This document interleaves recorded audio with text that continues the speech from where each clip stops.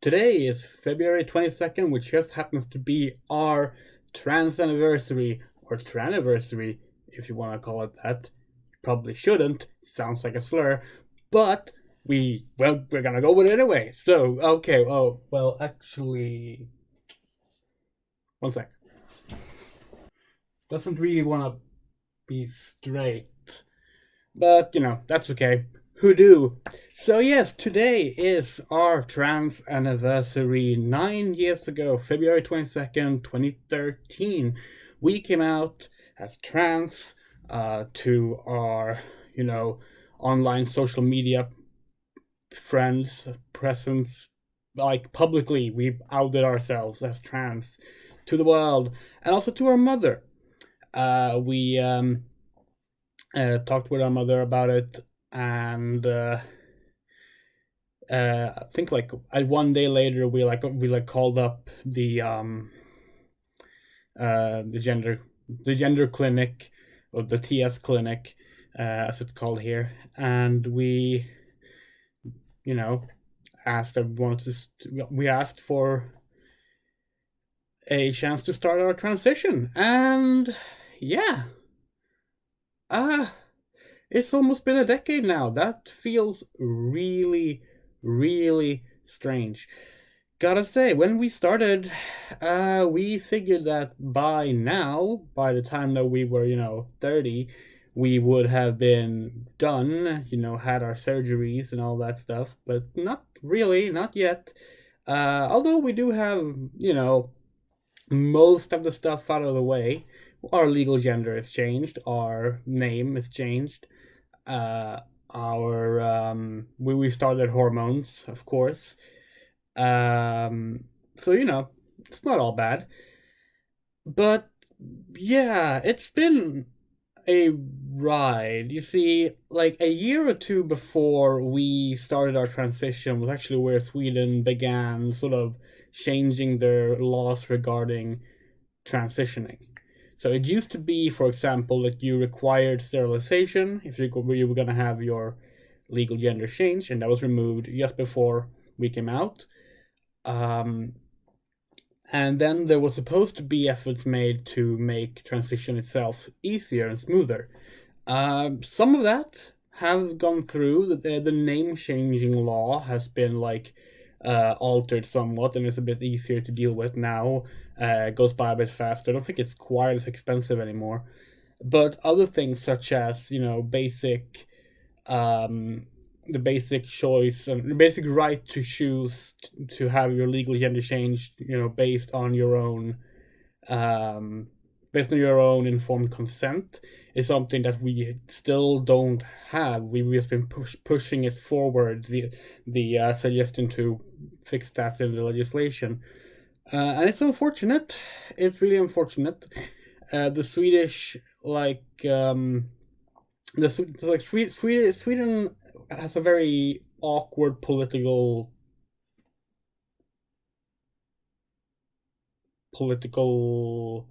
hierarchy right now. It's probably the best word for it. Basically, our parliament consists of like 6 parties, of which right now only one is basically doing anything or like have any control over anything. And it's because basically we have separate parties that then join into like coalitions with each other, and then the coalition with the most votes together, as long as each individual party gets more than 4% of votes in the public elections, they get to take hold of government. And the one that last got government was the so-called red-green coalition, which is the Social Democrats and Miljöpartiet, which means the environmental party, like the Environment Party. It used to also include Vänsterpartiet, the left party, or which formerly known as the communists in Sweden. But they were basically ostracized by Socialdemokraterna in recent years. So it's only been the Red Greens, but they've been they have on paper been technically a progressive government, but they have also been catering to the rising, you know, vitriol of the right, which has sort of accumulated in a lot of uncomfortable um, developments, and the fact that now we have like really, really high figures on the far and alt right that might end up really fucking things up for us queer folks in the coming years. We actually have an election this fall, and you would hope that maybe the Social Democrats could pull something through before that and at least get some things out of the way. But no, because it turns out the party that cared about trans people somewhat was Miljöpartiet. And following our previous prime minister stepping down due to a variety of controversies, Miljöpartiet was supposed to step in and have a prime minister. It's not actually called a prime minister. It's a state minister, but it doesn't matter. But like, due to like the budget proposal that she was proposing wasn't approved, so she effectively stepped down the moment she became state minister, and Miljöpartiet like pulled out of government. And as a result, the like efforts that had been made to like make transition easier, like the to push for legislation for this, also got dropped, or rather pushed forward, because the Social Democrats didn't really care about that. So that sucks. It absolutely fucking sucks. So that's kind of where we are right now here in Sweden, where like trans rights are kind of up in the air, and the ones we have are already not very stable. Like, there are plenty of good things about transitioning in Sweden, and I should make this very clear. Like, just the fact that our surgeries, should we want to have them, is covered by the government. Like, that is tax funded. That is good. The problem is most trans people don't get that far. So, yeah. And all the healthcare required up to that point is not covered. Now, there's of course the general healthcare coverages that we do have. So, like, if you pay a certain amount in medical costs over the course of a year, you will get lowered costs up until eventually things like medication becomes free until like that year has capped. Then you start over. Stuff like that is good, of course, and does help, but it's still a very unfortunate scenario where just it doesn't work that well, and most trans people just kind of end up being stuck in a variety of, not being able to afford all the stuff they're supposed to afford, and being stuck on eternal waiting lists. That's about it. Now, it's gotten worse, of course, because of the pandemic as well. Sweden has not handled the pandemic well at all. We could make an entire video about that, going over the horrible statistics that Sweden has, and the horrible statistics that Sweden has, which only look good if you ignore the number of citizens living in Sweden. Because people compare figures and they're like, well, Sweden's numbers seem really low, and like, yeah, we're not a big country. Like, we are comparatively tiny to some of the other countries that have been doing poorly, that have high rates of COVID and high rates of death. But if you look at it from like a percentage of population thing, Sweden is still among the worst ones. And we lifted all restrictions 2 weeks ago. So, yeah. By the way, our worst week in terms of new cases, 4 weeks ago. Maybe it was 5 weeks ago. The point is, it was last month. So, like, yeah. That's horrible. We also didn't really have any like proper mandates, and like there was no real requirement for things like masks. There was no actual lockdown. There was no, it was just like recommendations, and like at one point they were like, okay, no, you cannot have public assemblies that are like larger than X, and that was like the only thing they ever actually like enforced. And even then, people ignored it. People still ignore all these things. Like you see people, like we've been seeing people consistently for the past 2 years walking around, completely ignoring any kind of social distancing rules. So yeah, that's like, but because of this, obviously trans healthcare has been affected as well. Like we applied to go through with our surgeries, and if you don't know, we want bottom surgery, or genital reconfiguration surgery, aka gender confirmation surgery. It has a variety of names. We want that, and we're also going to get, because like a part of that you can get in Sweden is also effectively like you can also get like a boob job six months later, if you're not happy with the size of your chest, and we probably want that as well. But like the point is, like we applied for this a good while ago now. It was like over 2 years ago. And we've just been stuck on a waiting list, not hearing anything, just waiting for something, and no idea when it's going to actually happen. Now, this is reiterating some of the stuff that we talked about in the Transgender Day of Remembrance stream, if you watched that. But it is a consistent issue, and it is our own lived experience. So yeah, that's what we talk about. Uh, at this point, we're not sure when we will feel done, so to say, with our transition. Hopefully we will like end up getting our surgeries, at least get the first of our surgeries this year. That would be nice, but it's a gamble at this point. Like, who knows? We also like recently had to move to Kalmar, which is like on the other side of the country from where we lived before.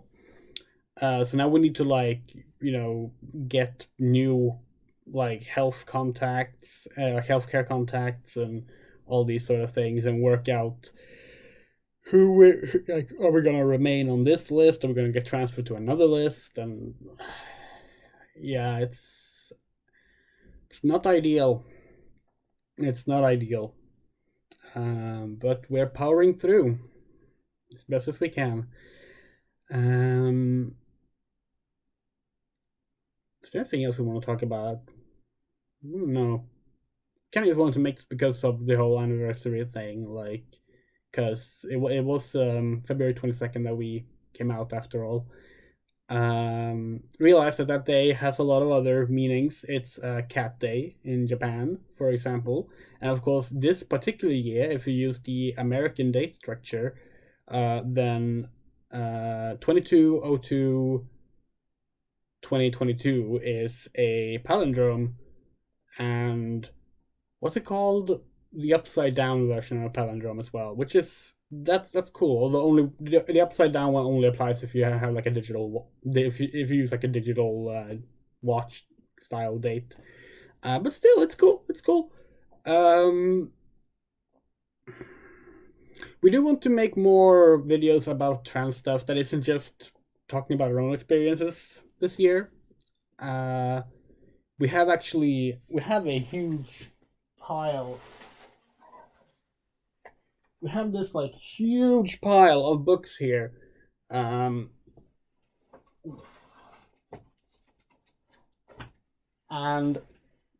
that's just a couple of manga about trans people.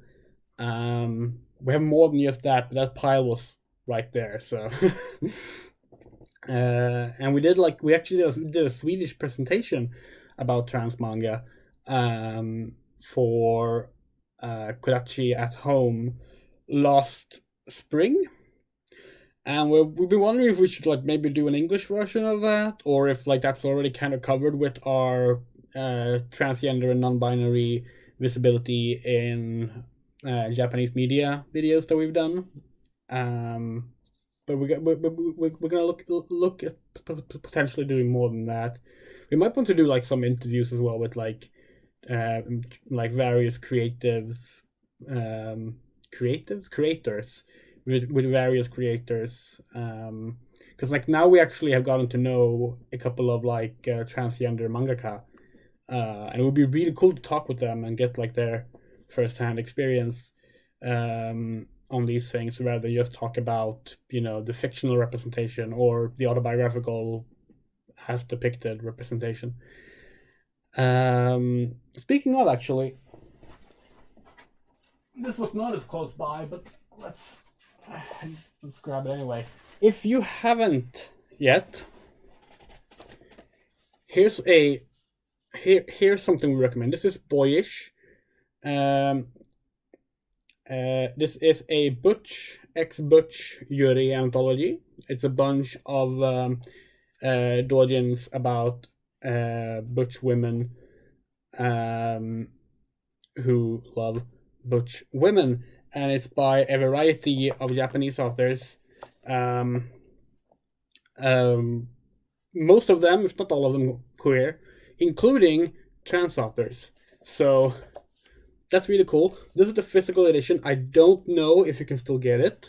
There were some copies of the physical edition that remained available, but they are a limited number. But the digital version can be acquired, and we will put a link in the description to where you can get it. It is a wonderful book. And we're not just saying that because we helped fund it and our name is in the credits, although that is true, and that's your transparency thing mentioned. Where am I going to put this? I'm just going to put it here. But yeah, trans stuff. If this is your first time watching a video by us that's about trans stuff, maybe we should actually mention we are a non-binary trans woman, and what that means, because some people are confused about that. How can you be non-binary but also a trans woman? It basically comes down to that we don't agree with the binary view of what a woman is, and we consider ourselves not really aligned with that. But we still consider ourselves aligned enough with woman or femininity that we are comfortable calling ourselves a woman. But like, for example, we don't consider ourselves the opposite gender of a man. We don't consider ourselves to be like one side, the other side of that coin, so to say. We are like, yeah, we can consider ourselves a woman, but we're not really part of we don't really view our gender as part of that male-female dynamic at all. So because of that, some people use demigirl, but we use non-binary woman or non-binary trans woman. And our pronouns, our first person pronouns, you might notice, is we, our, us, and that is just something that we originally did as a joke for a character we played, but we realized that we felt way more comfortable with that, so we've just sort of started getting used to using it in general, and it's just something that we just happen to be comfortable with. There's nothing really bigger to that, we don't think, but there might be, who knows. But our third person pronouns are she, her, or they, them, if you know me. So like friends can call me they, them. And the reason we have that distinction is because we don't want to just be called they, them, because people want to avoid calling us she, her. So we sort of have that distinction. It's like she, her, but like if we're cool, then we're cool. You can call us they, them. It's fine.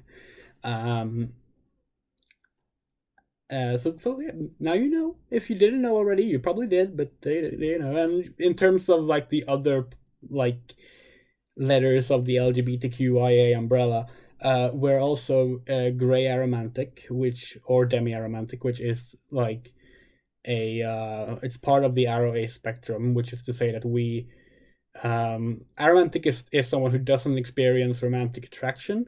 In our case, it's more that we have difficulty experiencing romantic attraction. We can experience it, but it's not something that comes very naturally to us. And we're we're a lesbian. We're gay. We're into women and non-binary folks. Like, we haven't actually, don't want to speak for like exes that we don't know anymore, but as far as we're aware, we haven't actually like dated anyone who's like strictly non-binary and don't align with womanhood, but we're not opposed to it. But yeah, now you know. And this video has been rambly, but that's kind of what we expected it to be. The flag is actually bothering us. It just doesn't want to straighten out. We need to like iron it or something. Like we know we made that joke. We made that joke earlier about like, who wants to be straight? But seriously, this doesn't look good. We should have just kept the lesbian flag up instead. It looks much better. Maybe we could put the trans flag there instead. It's just this big brown space. We haven't really had a chance to properly arrange this room yet. We're sitting in a corner, and there's a bunch of like boxes, like moving cartons over there, and like a broken closet there that we're gonna throw out at some point. That's just taking up space right now. So like everything here is very much temporary stuff. It's just what we have right now. But the reason we have Final Fantasy stuff here is because we wanted some Final Fantasy in the background when we streamed the other night. So yeah. And with that, I think we can say goodbye. And 9 years. Next year is 10 years. Let's hope we're around for that. One last thing before we go, remember that you can support us on Patreon if you want to. It's okay if you don't, but if you do, we very much appreciate it. Right now you get our Words of Asm podcast early if you do that. If you support us on there at any amount, and you get that. You also get like various updates on our life, and also like projects that we're working on. There hasn't really been anything like that recently because we've been busy with moving and finding a place to live and stuff like that. But we do want to do a shout out to our patrons because we haven't really done that. So thank you to Alana Daw, Anne, Benjamin Schmidt, Hikarino Yume, Jacob Springwood, Kit Stubbs, Michael Rosenblum, Miss Nixie, Quirk, Rain, Rumsray, Sad Game Music, Sean Peterson, Spider Rebel News, Stephanie Roricht, and TB. So thank you so much for supporting us. We love you, and see you next video.